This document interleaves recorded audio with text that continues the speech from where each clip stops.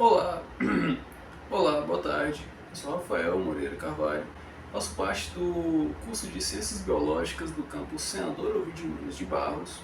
Tenho como orientadora a professora doutora Ana Carolina Landim Pacheco e o título desse trabalho é O uso de armadilhas de oposição, as ovitrampas, como ferramenta de monitoramento vetorial de curicídios. Introduzindo um pouco do trabalho, nós trabalhamos com as doenças tropicais negligenciadas, também são conhecidas como DTNS. Essas doenças, elas afetam majoritariamente, mas não exclusivamente, pessoas em situação mais desfavorável, que se tornam mais vulneráveis a essas doenças. Essas doenças são de regiões tropicais ou subtropicais. As arboviroses, que são transmitidas pelos mosquitos vetores ou outros invertebrados que fazem hematofagia para hospedeiros vertebrados, que têm a capacidade de criar um limiar de infecção. Então, esse que se torna um problema. Vamos falar um pouco também sobre as armadilhas ovitrampa, as armadilhas ovitrampa que foram utilizadas por nós, escolhidas como armadilha foco para ser feito esse levantamento. As armadilhas ovitrampa têm como grande vantagem de, além de conseguir fazer um levantamento de quantos da densidade populacional dos mosquitos na região, também temos indiretamente uma noção das fêmeas presentes no ambiente. E também temos como um dos nossos objetivos o monitoramento vetorial. As justificativas para esse trabalho temos como, por exemplo, o impacto que é causado na saúde pública por conta das doenças tropicais negligenciadas, certo? Uma vez que o SUS se estabeleceu como um órgão público de saúde, é fundamental para esses órgãos públicos que eles tenham um feedback, que eles tenham esse conhecimento de quais áreas são mais propícias, de quais áreas têm um maior índice de densidade populacional de mosquitos, e para saber medir o risco dessas doenças na localidade. Também temos como justificativa a grande ameaça, que são as doenças tropicais negligenciadas em regiões tropicais como o Brasil. E nós faremos, é claro, a identificação das áreas de risco. Uma vez que a gente tem a noção de quais são essas áreas de risco, poderá ser tomadas as medidas adequadas para a solução daquele problema. É claro, também temos como um dos nossos justificativos os subsídios científicos, ou seja, poderemos criar melhores trabalhos, mais trabalhos, e ter uma noção científica, quantitativa e qualitativa de dados que podem ser usados nessa intervenção pelos órgãos públicos. Objetivos. Falamos um pouco sobre o nosso objetivo geral, que é o de avaliar a eficácia das armadilhas de ovoposição, as ovitrampas, como ferramenta de monitoramento populacional de curicídios. Essa é a armadilha ovitrampa, que é usada no campus. Também temos uma ovitrampa que é usada nos bairros da cidade de Picos, que será mostrado um pouco mais à frente. Também temos como alguns objetivos mais específicos: identificar períodos de maior atividade e potencial de risco de transmissão de arboviroses. Eu posso adiantar que são os períodos que têm maior índice de pluviosidade, onde acaba tendo também, consequentemente, maiores índices de transmissão de doenças por conta da grande alta nos mosquitos vetores. Criar estratégias de intervenção junto de órgãos públicos para que seja amenizado ou até mesmo solucionado o problema da grande explosão de curicídios que acontece sempre nas épocas chuvosas. E, é claro, criar um mapeamento dessas áreas de risco para que nós possamos entender as causas e, quem sabe, os possíveis motivos de algumas áreas serem mais afetadas que outras. Que pode incluir, às vezes, coisas como água parada, saneamento básico inadequado, a falta na coleta de lixo e locais onde o lixo está jogado e não tem nenhum tipo de intervenção contra aquilo. Isso se tornam pontos focais para a proliferação do mosquito na cidade.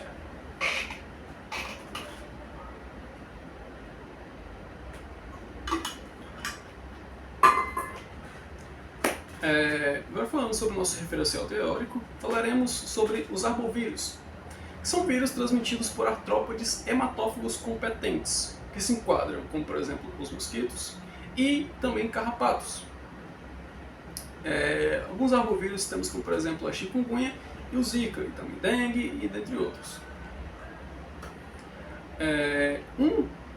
Um gênero que se faz bem presente nessa transmissão de arbovírus, como vetores de arboviroses, são os mosquitos do gênero Aedes. Quais são as características que nós podemos levar em conta nos mosquitos do gênero Aedes? Eles têm, geralmente, como característica marcante a presença de escamas ao lado da cabeça e na região do seu tórax, onde é chamado de escudo, que fica atrás do tórax do animal, temos a presença de linhas verticais de escamas e cerdas que vão criar desenhos, certo? Através desses desenhos e de algumas outras características, podemos identificar os mosquitos do gênero Aedes, certo? Vamos falar um pouco agora sobre os mosquitos do gênero Aedes, que são os Aedes aegypti, muito conhecido aqui no Brasil. Ele é um dos maiores vetores de dengue aqui no Brasil e outras arboviroses. Quando eu digo dengue, eu falo de todas as dengue que temos.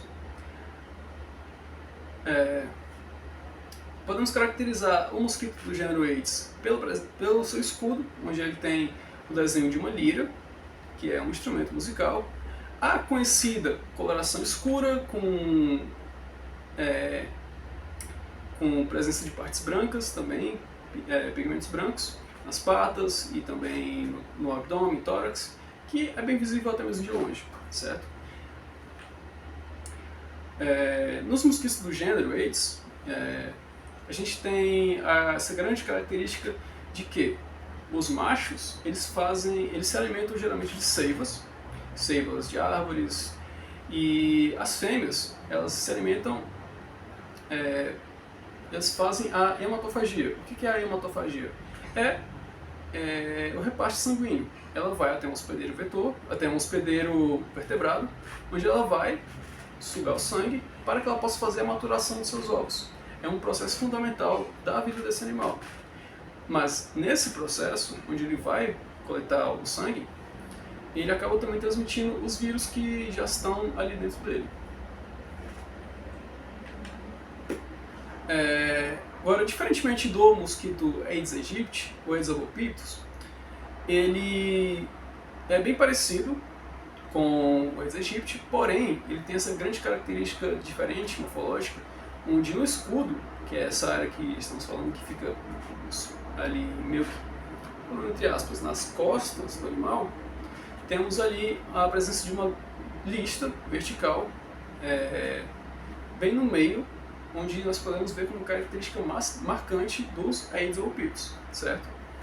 O Aedes albopictus, também conhecido como o tigre asiático, ele é um dos grandes transmissores de arboviroses fora do Brasil. Já dentro do Brasil, o mais grande, o vetor mais perigoso que a gente tem, mais bem adaptado à região brasileira, ao país Brasil, é o Aedes aegypti. Também temos a presença do gênero Culex. Falaremos de gênero Culex. O gênero Culex, ele é bem característico pelas suas cores, que geralmente giram em torno de um marrom a um bronze e cores com tons mais metálicos, assim. Ele também é conhecido popularmente como a muriçoca doméstica, aquela muriçoca que faz Neisseria culex, que tem hábitos noturnos e causa um grande incômodo na população. Ele também é um vetor de arboviroses, então é bem importante que nós fiquemos sempre bem atentos à presença de ambos. O mosquito Aedes aegypti e Aedes albopictus, eles têm hábitos diurnos, enquanto o culex tem hábitos noturnos. Só para deixar isso esclarecido. Vamos falar um pouco agora sobre os ovos, certo? Os ovos dos mosquitos do gênero Aedes, eles são colocados nessa configuração que nós podemos ver aqui, que eles são colocados em superfícies próximas da água, próximas ali da lâmina d'água, não diretamente na água. Eles são colocados de forma onde ele coloca um pouco ali, um pouco aqui, um pouco aqui. Então, eles vão ficar sempre bem separados um do outro, certo? Para que, por motivos de adaptação. Esses ovos que a gente tem aqui nessa imagem são ovos de Aedes aegypti, certo? Os ovos, uma vez colocados, eles são brancos inicialmente. Após algum período de tempo eles escurecem e se tornam escuros, assim como a gente pode ver na imagem. Uma vez que os ovos foram colocados, eles podem passar até um ano, aproximadamente um ano, sem entrar em contato com água e ainda válidos, ainda capazes de nascer uma larva. Nós fazemos a classificação dos mosquitos vetores através das diretrizes estabelecidas anteriormente por Foratini, nos seus livros Culicidologia Médica, volume 1 e Culicidologia Médica, volume 2, certo? Falando agora sobre a vigilância entomológica. Temos que visar os riscos na transmissão de doenças graças ao mosquito vetor, então temos que ficar sempre atentos e fazendo esse monitoramento frequente e bolar estratégias adequadas para o controle desses vetores junto dos órgãos públicos, para que possamos agir em conjunto e nós fornecemos os dados e eles tomam as ações, para que possa ser feito esse controle vetorial. Agora falamos um pouco sobre as armadilhas ovitrampa de Fay e Eliasson.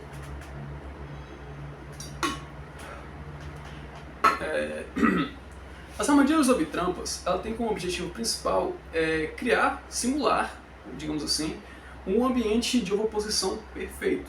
Por quê? O mosquito foi visto que ele tem preferência por ambientes escuros, pois as larvas do mosquito têm essa característica, os mosquitos Aedes têm essa característica, Aedes aegypti, tem essa característica de serem fotofóbicas ou fototaxia negativa, ou seja, se tem luz, ela se esconde. Então, visto isso, o mosquito vai ter sempre preferência por colocar seus ovos em ambientes escuros, em ambientes onde, teoricamente, a larva estaria mais escondida, mais segura, certo? Então, a armadilha trata-se de um copo escuro, onde já vai criar esse ambiente escuro propício para o mosquito. O mosquito também vai preferir colocar os seus ovos em ambientes onde tem a presença de água. Então nós temos uma certa quantidade de água na armadilha. Essa água, na nossa pesquisa, nós ministramos uma mistura de leveduras, onde vai criar uma liberação de ácidos láticos, que vai simular ali a presença de vai simular ali o suor, que é liberado por nós, que é uma substância que é atrativa para esse mosquito. Então o mosquito vai até lá e encontra um ambiente adequado, perfeito para a sua ovoposição. Então nós usamos esse método por conta da temperatura elevada em que vivemos. Então, se deixássemos a armadilha lá apenas com água, provavelmente a água iria secar e nós não conseguiríamos fazer nenhuma coleta, certo? Então é usado essa substância atrativa. Também temos a presença da palheta de Eucatex, já foi utilizado em pesquisas anteriores, papel higiênico, dentre outros, mas nós preferimos pela palheta de Eucatex. Ela possui esses sulcos na sua superfície que vão facilitar na aderência dos ovos. Nessa imagem, como podemos ver, temos aqui a armadilha que é utilizada no campus de picos. E do lado, a armadilha que é utilizada nos bairros da cidade de Picos. Essa armadilha é confeccionada por nós mesmos e ela é reciclada. A nossa área de estudo é a cidade de Picos, no Piauí, que se localiza ao sul do Piauí, a 320 quilômetros da capital Teresina.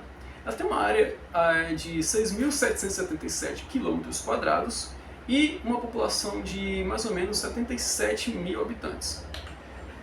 Também temos como área de estudo o campus Senador Ovidio Nunes de Barros, que conta com 11 cursos, 3.020 alunos aproximadamente e 195 professores e 11 blocos.